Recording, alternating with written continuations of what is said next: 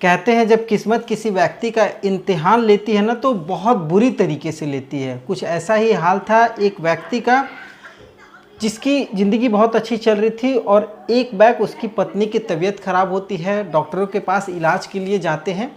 अचानक से उस व्यक्ति को पता चलता है कि उसकी पत्नी को 3rd स्टेज का कैंसर है। जैसे ही पत्नी के बारे में उस पति को ये बात पता चलती है, परिवार पूरी तरीके से होपलेस हो जाता है, क्योंकि उसके पीछे 2 बेटियां हैं, जवान बेटियां हैं जिनकी शादी वगैरह करनी है और माँ को कैंसर हो चुका है।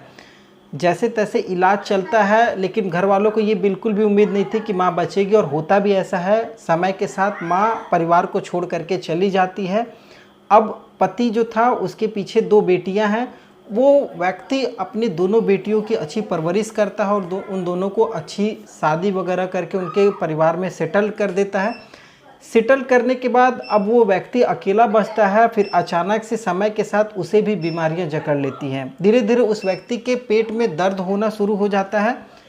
कुछ दिन तक तो अगल बगल के पड़ोसी, कुछ दिन रिश्तेदार, कुछ दिन बेटियां वगैरह मदद तो करती थी, लेकिन ये परमानेंट सॉल्यूशन नहीं था। तो आस पड़ोस के लोग, रिश्तेदार वगैरह बताते हैं कि तुम एक काम करो, क्यों नहीं दूसरी शादी कर लेते हो, तुम्हारी भी ज़िंदगी बेहतर हो जाएगी, नई दुल्हन आएगी, तुम्हारी देखभाल भी करेगी और तुम्हें किसी तरीके की परेशानी भी नहीं होगी और हो सकता है समय के साथ तुम ठीक हो जाओगे।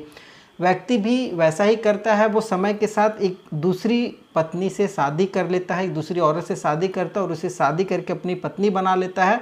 लेकिन यहाँ पर कहते हैं ना कि जिस खुशी को पाने के लिए उसने ये सब सारी चीज़ें की, वो खुशी ही उसका उल्टा हो जाती है। वो खुशी उसके मातम में तब्दील हो जाती है और समय के साथ वो पत्नी ही उस पति की असली कातिल बन जाती है। और ये जो पूरी घटना घटती है, ये घटना अपने आप में सोनम रघुवंशी हत्याकांड की याद दिला देती है, जहाँ पर एक महिला अपने पति को बेरहमी से कत्ल करती है। वही सेम घटना यहाँ पर निकल करके सामने आती है। जब ये बात लोगों को पता चलती है कि एक महिला, नवविवाहित महिला ने अपने पति को बेरहमी के साथ कत्ल किया है, तो लोग दांतों तले उंगलियां दबा लेते हैं। क्या है ये पूरी सच्ची घटना? आज इस कहानी के माध्यम से हम लोग जानने की कोशिश करेंगे। नमस्कार, मैं सत्य सिंह और आप देख रहे हैं द बुड़बक मंच। दरअसल आज की जो पूरी सच्ची घटना है, ये घटना है महाराष्ट्र के सांगली ज़िले की कुपवाड़ा इलाके की। यहाँ पर एक परिवार है जो काफ़ी खुशहाल परिवार था। उस परिवार के जो मुखिया है अनिल तानाजी लोखंडे, जिनकी उम्र लगभग 54 वर्ष है। अनिल तानाजी लोखंडे जिनकी पारिवारिक ज़िंदगी बहुत बेहतर चल रही होती है, इसी बीच पता चलता है कि इनकी पत्नी को कैंसर हो गया है।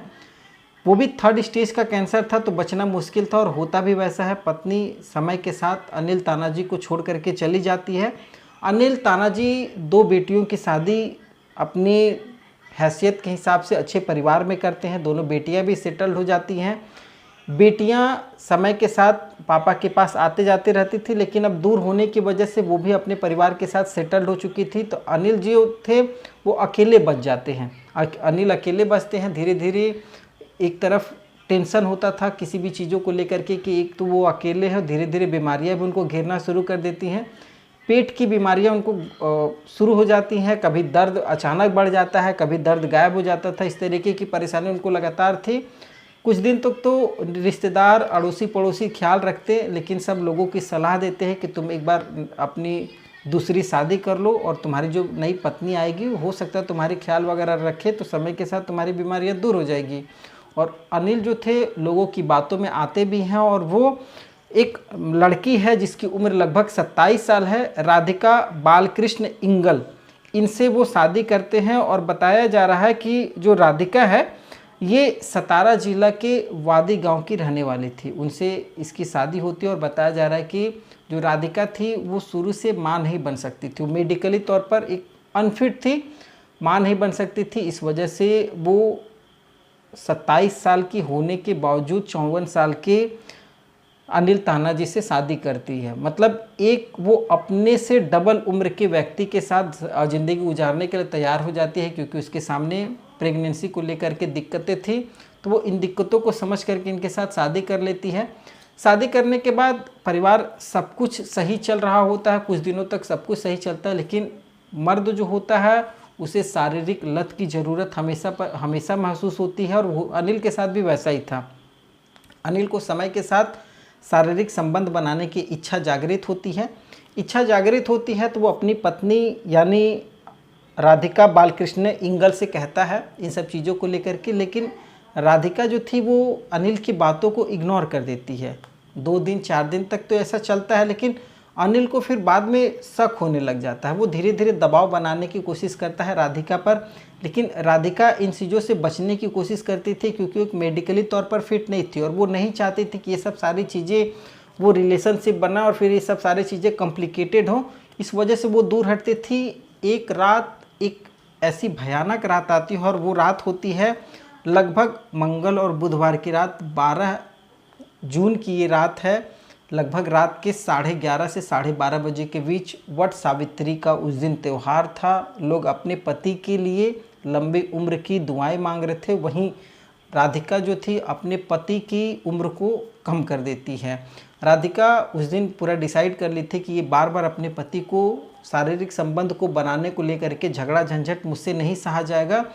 वो एक कुल्हाड़ी उठाती है। पति खाना पीना खा करके घर पे सोए हुए थे और उस कुल्हाड़ी से पति के सर पर वार कर देती है। वार करने के बाद वो पति को मौत की नींद सुला देती है। सुलाने के बाद वो अपने चचेरे भाई को फ़ोन करके इस पूरी घटना की जानकारी देती है। जैसे ही चचेरे भाई को इस पूरी घटना की जानकारी होती है, वो तुरंत अपने नज़दीकी पुलिस स्टेशन कुपवाड़ा MIDC में शिकायत दर्ज करवा देते हैं कि उनकी जो चचेरी बहन है राधिका बालकृष्ण इंगल, उन्होंने अपने पति को मौत की नींद सुला दिया है, उन्हें उसकी बेरहमी से हत्या कर दी है। अब जैसे ही पुलिस को ये सूचना मिलती है, पुलिस की पूरी टीम अनिल तानाजी लोखंडे के जो घर है महाराष्ट्र के सांगली ज़िले में कुपवाड़ा में, वहाँ पर पहुँचती है और राधिका को वहाँ से अरेस्ट किया जाता है और पुलिस आगे की जो कार्रवाई है वो अपनी शुरू कर देती है, जांच पड़ताल कर रही है। पुलिस की तरफ से अभी तक ऐसा कोई खास स्टेटमेंट नहीं निकल कर के आया है, लेकिन जो राधिका है वो राधिका पुलिस के सामने ऐसा बताई है कि उन्होंने शारीरिक संबंध बनाने को लेकर के एक तरीके से मानसिक प्रताड़ना को झेल रही थी, जिससे वो बर्दाश्त नहीं कर पाई और इन चीज़ों के चलते उसने लास्ट में ही अपने पति को रास्ते से हटाने का प्लान बना और इस कड़ी में उसने अपने पति को मौत की नींद सुलाया है। खैर, इस घटना या कहानी को सुनाने को उद्देश्य किसी की भावनाओं को ठेस पहुंचाना बिल्कुल भी नहीं, बस आपको जागरूक करना है। कैसे लगे आपको ये कहानियाँ और घटनाएं आप हमें कमेंट के माध्यम से बता सकते हैं। आगे फिर एक नई कहानी के साथ नए एपिसोड में मिलूंगा, तब तक के लिए जय हिंद, वंदे मातरम।